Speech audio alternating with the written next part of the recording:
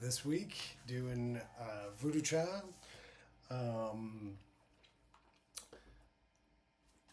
Kind of my own version. It's not Stevie Ray Vaughan. It's not Jimi Hendrix. It's kind of pulling from both. This isn't really a new song to me. Truthfully, I had a weird week. Friend of mine died early in the week, very unexpectedly. So R.I.P. Big Sean. So between that and a pretty heavy work week, I really wasn't much in the music mood. At least discovering new music. Or listened to a lot. I actually played a lot too, but I really had a hard time settling on a song to focus on this week. Part of this whole project has been making me listen to new music and listen to it like an artist, like a musician, trying to hear what the band is doing, what the musicians are doing, not just the guitar player, but certainly guitar players. And it's been great. It's been making me listen to music differently. And this week, music was much more of a comfort for me. And so I found myself listening to a lot of Stevie Ray Vaughan. And I'm always nervous to interact with Stevie Ray Vaughan stuff for a couple of reasons. One is he's just such a fucking madman, and you get so amped up listening to stuff like his Voodoo Chile or you name it. Stevie Ray Vaughan's just. I mean, I bought this guitar because it looked like Stevie's. The only reason I'm not playing it actually is because I tuned half a step down for this song, and it's way easier for me to change the tuning on the Telecaster than the Strat. But he's a face melter, and I'm obviously not at that stage of my guitar journey. And so when I hear a lot of Stevie Ray Vaughan, or I'm listening to a lot of Stevie Ray Vaughan, or Jimi Hendrix for that matter, any of these guys who really do a lot of flame throwing, I even in playing just now had just a moment where I kind of lost it a little bit. And so I always have to kind of remind myself to play within myself. But what was cool this week was as I was listening to more Stevie Ray, I started really paying attention to his patterns. And this has been actually a good week for this whole project because it made me really examine what this project is about a little bit more. Because originally the idea was like learn a song a week, but that's kind of a crazy ask.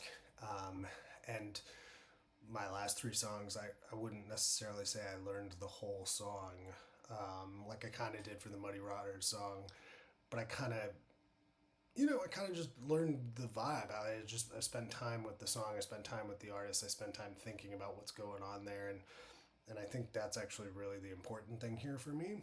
And I think it's also important for me at some point to have like full songs that I can play. I think that's part of this, but it's the goal here, I think, is much more about just spending time with a song, spending time with an artist, spending time listening to a certain type of music, and just thinking deeply in that direction for a week. And it certainly hasn't been the only thing I've done. I mean, even this song, I don't think I settled on it until 2 days ago.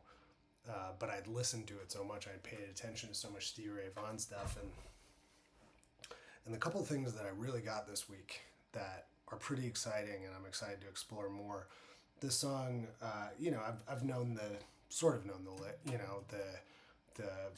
intro is not really my focus here, but I got to work on it a little bit. But really this week, what I paid attention to, especially when I was listening, was similarly to the Muddy Waters, and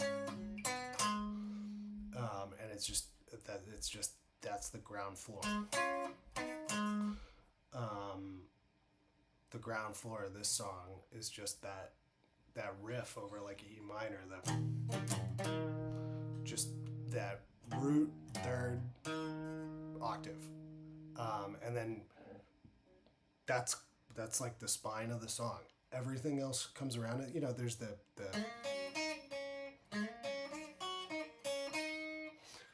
there's that, and the like sort of pre-chorus thing that happens.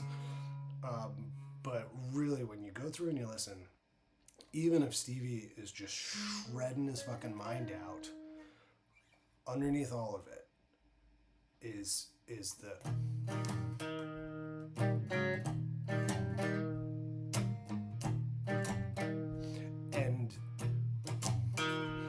and especially on the Stevie Ray Vaughan one, but this is in the Jimi Hendrix one as well. There's all of this bells and whistles going around. There's Stevie going nuts, Jimmy going nuts, drummers doing all kinds of crazy shit. But if you can I zoned into the bass player, especially on Stevie Ray Vaughan's, and the bass player. If you just listen to him, you can start floating like Stevie does, because this is always going. So what Stevie seems to do is he relies on that all the time. He is so rhythmic. I mean, people think of him as a lead guitar player, but he's everything. And everything is rhythm first with him. And he's doing this,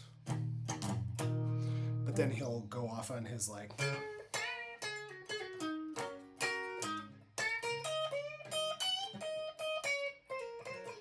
He'll do all that crazy shit. And I did not put in the work this week to do any lead stuff. Well, that's not true. But where I want to start focusing the more I work with this song is that Stevie has the groove so in his head, and it's going there with the bass. And so he'll do these really cool things where he'll be doing a lick, he'll do his, but he will sneak the bass in there on the right beat, or he'll sneak the where it normally goes, and so he's always keeping the beat. It's like he never loses it. He's everything is always conscious of the beat. So I didn't learn that many licks. I did work a little bit. I spent some time working on the Stevie Ray Vaughan, which it's pretty fun lick there. but he'd do like, let me see if I can do anything like it. It's like, let me get a. It's easier when you don't have to keep your own time.